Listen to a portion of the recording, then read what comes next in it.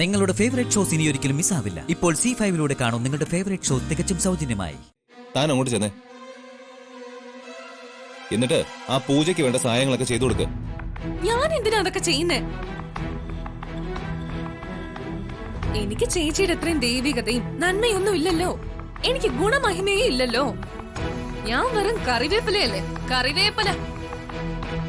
പിന്നെ ഞാൻ എന്തിനാ പൂജയ്ക്ക് സഹായം ചെയ്തു കൊടുക്കുന്നെ, പൂജയിൽ പങ്കെടുക്കുന്നെ? പല്ലവി,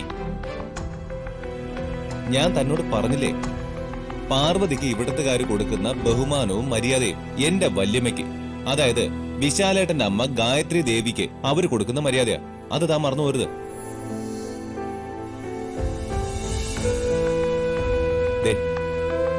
നീ എന്റെ അമ്മയുടെ നാട്ടിലേക്ക് ഇടയ്ക്ക് വരണം. ഒരുപക്ഷെ അവിടെയുള്ളവര് നിന്നെ ഇതുപോലെ സ്വീകരിക്കുകയും ബഹുമാനിക്കുകയൊക്കെ ചെയ്യുമായിരിക്കും. പല്ലവി, ഞാൻ പറയുന്നൊന്ന് കേൾക്ക്. വെറുതെ എല്ലാവരോടും വെറുപ്പ് കാണിക്കാതെ ഹാപ്പി ആയിട്ട് കൂളായിട്ട് അവരോട് ഇടപഴകാൻ ശീലിക്കേ. നീ എന്തിനാ പാർവതിയുടെ അനിഷ്ടം കാണിക്കുന്നത്? പാർവതി നമ്മുടെ ജീവിതം ഒന്നും നന്നായിരിക്കുമെന്ന് ചിന്തിക്കുന്ന ആളല്ലേ. അപ്പോ ആ പാർവതിയെ കുറിച്ച് നീ ഇങ്ങനെ മോശമായിട്ട് ചിന്തിക്കാൻ പാടുണ്ടോ? ദേ, മനസ്സിലെ നെഗറ്റീവ് ഒക്കെ മാറ്റി വെച്ചിട്ട് നീ പൂജ നടക്കുന്ന സ്ഥലത്തേക്ക് വന്നേ. വേഗം പറഞ്ഞു കേട്ടോ.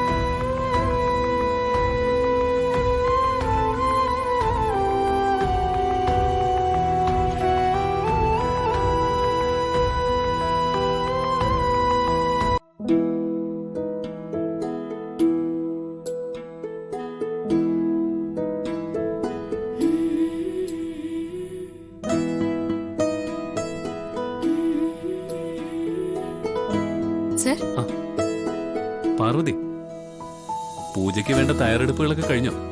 ആയിക്കൊണ്ടിരിക്കുന്നു. സാർ റെഡിയായോ? ഞാൻ റെഡിയായി. അല്ല, നീ ഈ വേഷം മാറുന്നില്ലേ? എനിക്ക് ഇറങ്ങാൻ വേണ്ടി അധികം സമയമൊന്നും വേണ്ടല്ലോ സർ. അല്ല, ഇതേതാ ഈ സാരി? ഇന്ന് നീ ഏത് സാരിയാ ഉടുക്കുന്നേ? അന്ന് ഞാൻ നിനക്ക് ഒരു സ്പെഷ്യൽ ഗിഫ്റ്റായിട്ട് തന്ന ഒരു പച്ച പട്ട് സാരി ഇല്ലേ, അത് കൊടുത്താ മതി. അല്ല സാർ, അത് എന്തു പറ്റി? അത് സാർ എന്നോട് ക്ഷമിക്കണം. മനസ്സിലായില്ല. ആ സാരി ഞാൻ പല്ലവിക്ക് കൊടുത്തു. പല്ലവിക്കോ? ആ സാരി കണ്ടപ്പോ അവക്ക് അതിനോട് വല്ലാത്തൊരു ഇഷ്ടം. അത് കിട്ടിയാ കൊള്ളാന്നൊക്കെ ഒരു തോന്നല്. അങ്ങനെ അവൾ ആ ആഗ്രഹവും വെച്ച് എന്നോടത് ചോദിച്ചു. സാർ എനിക്ക് സ്പെഷ്യലായിട്ട് വാങ്ങിക്കൊണ്ട് വന്ന സാരി ആയതുകൊണ്ട് എനിക്കത് അവക്ക് കൊടുക്കാൻ വിഷമമൊക്കെ തോന്നി. അതുകൊണ്ട് അത് തരാൻ പറ്റില്ലെന്നും അതെനിക്ക് വിശാൽ സാറ് പ്രത്യേകം വാങ്ങിക്കൊണ്ട് വന്നതാണെന്നും ഞാൻ അവളോട് 1-2 വട്ടം പറഞ്ഞു. അവൾ അത് കേട്ടില്ല. അവള് വാശി പിടിച്ച് അത് എന്റെ കയ്യിൽ നിന്ന് വാങ്ങിച്ചു.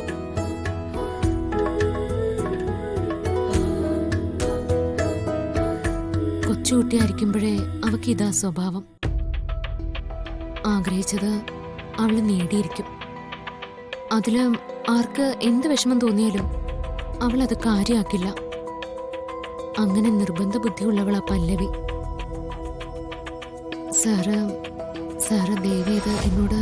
ശരി ശരി, അതൊന്നും സാരമില്ല. അതവൾ കൊടുത്തോട്ടെ. പാർവതിക്ക് അതുപോലെ വേറൊരെണ്ണം ഞാൻ വാങ്ങിത്തരാം. അയ്യോ, അതൊന്നും വേണ്ട സർ. അത് ഞാനല്ലേ തീരുമാനിക്കുന്നത്.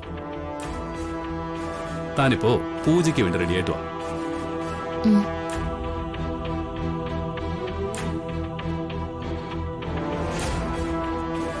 സാറിന് വിഷമമായി കാണൂ.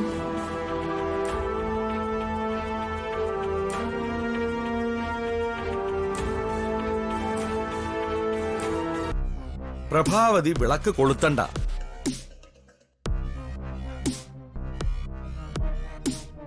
തിരുമേനി നിർദ്ദേശിച്ചതുപോലെ പാർവതി തന്നെ വിളക്ക് കൊളുത്തണം.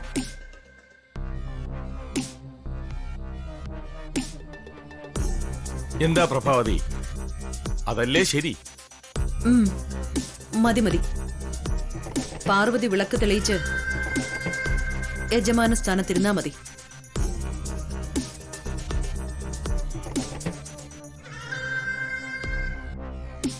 കഷ്ടം. ഇപ്പൊ ഈ കുടുംബത്തില് പ്രഭാവതി അമ്മയ്ക്ക് ഒരു നിലയും വിലയില്ലാതായോ? നിങ്ങൾ രണ്ടുപേരും ഇങ്ങോട്ടിരുന്നോളൂ.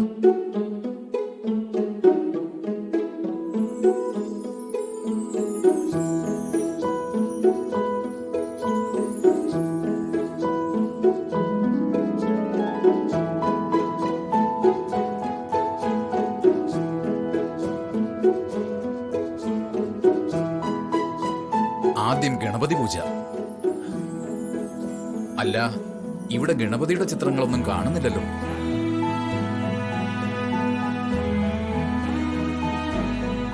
വിഘ്നേശ്വരന്റെ ചിത്രം ഇവിടെ ഉണ്ടെങ്കിൽ ഒന്നെടുത്തോണ്ട് വരിക.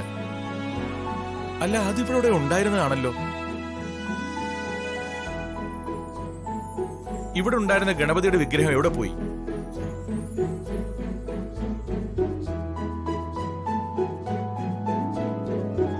ചിത്രം തന്നെ വേണമെന്നില്ല, ചെറിയൊരു വിഗ്രഹമായാലും മതി.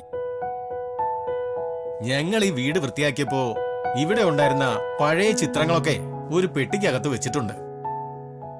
അതിനകത്ത് നോക്കിയാൽ കിട്ടാൻ സാധ്യതയുണ്ട്.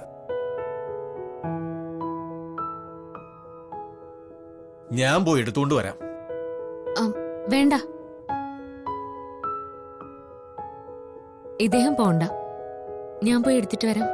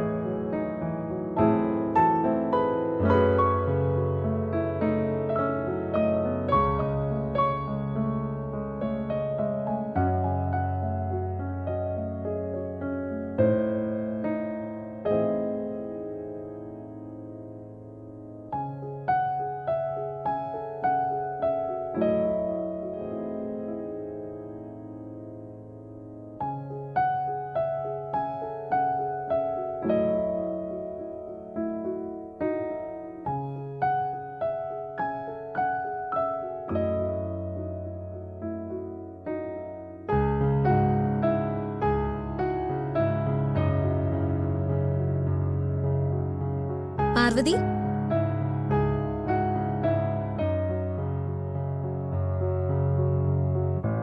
നീ ഇനി ഗണപതി ഭഗവാന്റെ ചിത്രം തെരയണ്ട. അവിടെ ഒരു വിഗ്രഹം കിട്ടിയിട്ടുണ്ട്. അത് വെച്ച് പൂജ ആരംഭിക്കാന്ന് പൂജാരി പറഞ്ഞു. കിട്ടിയോ? കിട്ടി. നീ വാ.